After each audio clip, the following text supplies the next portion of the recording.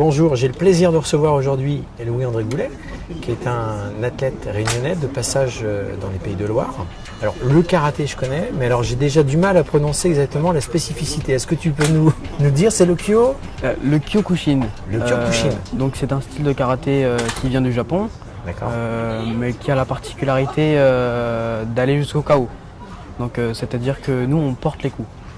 Donc on va jusqu'au du plus petit au plus grand, c'est tous au KO, on porte les coups, mais sauf qu'on frappe pas au visage avec les poings. Donc c'est un art martial qui fait mal. C'est ça, ouais, c'est violent.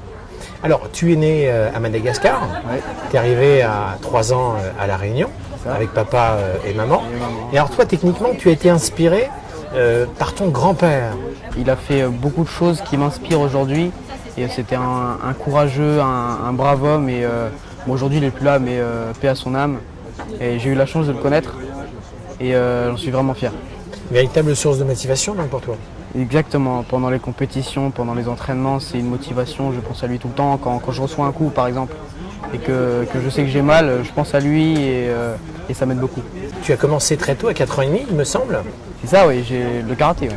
Alors, on parle du karaté parce qu'il y a plusieurs spécificités chez toi. Alors, quand j'étais encore à Madagascar, à 3 ans, j'ai commencé le judo.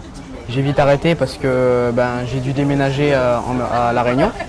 Et ensuite, j'ai commencé le karaté à 4 ans et demi, comme tu l'as dit, et j'ai tout de suite accroché par rapport à l'histoire de ce sport et surtout que j'aimais bien les sports de combat, de contact.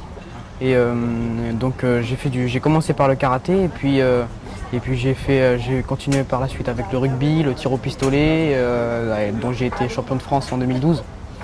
Et puis c'est parti de ça et maintenant j'en suis à la boxe, à la plongée sous-marine et le golf. Alors quel est ton palmarès? Est-ce que tu peux nous relater? Alors j'ai regardé sur ton site internet officiel tous les titres de champion non exhaustifs. Alors tu es champion d'Europe? Champion d'Europe, 2 fois champion de France, quadruple champion d'Europe en kata et en combat, dont j'ai fait une compétition une fois en Grèce où j'ai fait un doublé historique. Alors explique, tiens, pour les néophytes, la différence entre le kata et le combat. Alors le kata c'est la base du karaté, dans tous les styles de karaté, parce qu'il y en a plusieurs, il y a le taekwondo, le shotokan et le mien, le kyokushin. Le kata c'est la base, c'est ce qu'on apprend en premier. Donc c'est un combat contre un adversaire imaginaire. C'est comme une chorégraphie à la danse. Et donc on fait les mouvements basiques de notre style, donc les coups de poing et les coups de pied, les positionnements avec les gardes et les pieds. Et donc ça c'est ce qu'on apprend en premier. Ensuite on apprend avec un vrai adversaire, donc non imaginaire. Et donc là en fait c'est les mêmes gestes mais en fait réel. Tu es ambassadeur au même titre que Dimitri Payet. Oui. De l'île de la Réunion. En début d'année, il y a eu une cérémonie officielle avec Dimitri Payet. Ouais. Et puis tu as été nommé ambassadeur de cette île. Alors c'était pas cette année-là que j'ai été nommé il y a à peu près 3 ans. Et à chaque fois qu'il y a une cérémonie de l'IRT, donc l'île de la Réunion Tourisme, tous les ambassadeurs sont invités à y aller. Et donc pour le rôle d'ambassadeur, il faut y aller. Et donc là, Dimitri Payet a été nommé ambassadeur de l'île de la Réunion. Et j'ai été convié à cette soirée et j'étais très content de le rencontrer parce que c'est un garçon formidable. D'où te vient cette boulimie au niveau compétition? Quelle est la finalité? Qu'est-ce que tu as envie de faire de ta vie, toi, personnellement parlant? Tu veux aller où exactement? Alors j'ai un rêve depuis que j'ai 5 ans. C'est de finir au GIGN. Carrément. Ouais. Et depuis que j'ai 5 ans, c'est mon rêve. Donc GIGN, qui est le groupe d'intervention de la gendarmerie nationale, ouais, qui a la spécificité d'être les forces d'élite les plus reconnues au monde. Tu vas te remettre activement à une préparation physique en août, puisqu'il y a des échéances importantes qui arrivent, entre autres à Rio, au Brésil, avec une grande compétition. Tu nous en parles? Alors, c'est le championnat d'Amérique du Sud, donc c'est officiel et ça va se dérouler à Sao Paulo le 22 octobre. Je vais faire tout mon possible pour gagner cette compétition parce que avec cette compétition, je vais boucler tous les continents. Donc l'Asie, l'Europe, l'Océanie, l'Afrique, l'Amérique du Nord. Ça t'a permis de voyager aussi? Et ça m'a permis de voyager plus que tous les enfants de mon âge. Sur toutes tes interviews, on voit que tu as... il y a en toi un patriotisme aigu, hein. Tu revendiques le fait d'être français, tu es fier d'être français.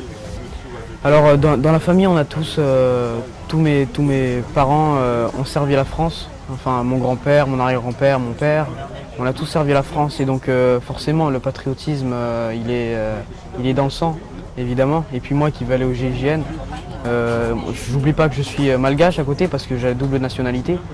Je revendique, je dis tout le temps aussi que je suis malgache. Mais je suis français avant tout et partout où je vais, je dis que je suis français et j'ai pas honte de le dire. Et la dernière fois, on est parti aux États-Unis. On voit des drapeaux de partout, des drapeaux américains. Et nous en France, on a un peu peur de dire qu'on est français, on met pas des drapeaux. Et moi, chez moi, il y a 3-4 drapeaux sur la maison, tu vois. Et donc on est vraiment fiers d'être français dans la famille. Qu'est-ce qu'on peut souhaiter pour la suite? Alors c'est pas moi de le souhaiter, mais je souhaite arriver loin et surtout réaliser mon rêve de GIGN, de devenir GIGN. Peut-être une envie de Jeux Olympiques au niveau du tir? Oui, après il y a beaucoup d'autres, peut-être mon style de karaté parce qu'il n'y a pas aux Jeux Olympiques, parce qu'il est trop violent. Donc peut-être que d'ici là il y sera aux Jeux Olympiques. Bon, croisons les doigts. Mais je peux déjà faire les Jeux Olympiques avec la discipline du tir au pistolet à 10 mètres. Et puis je vais me préparer. Et dernièrement j'ai commencé la boxe où je vais peut-être faire les JO en 2024.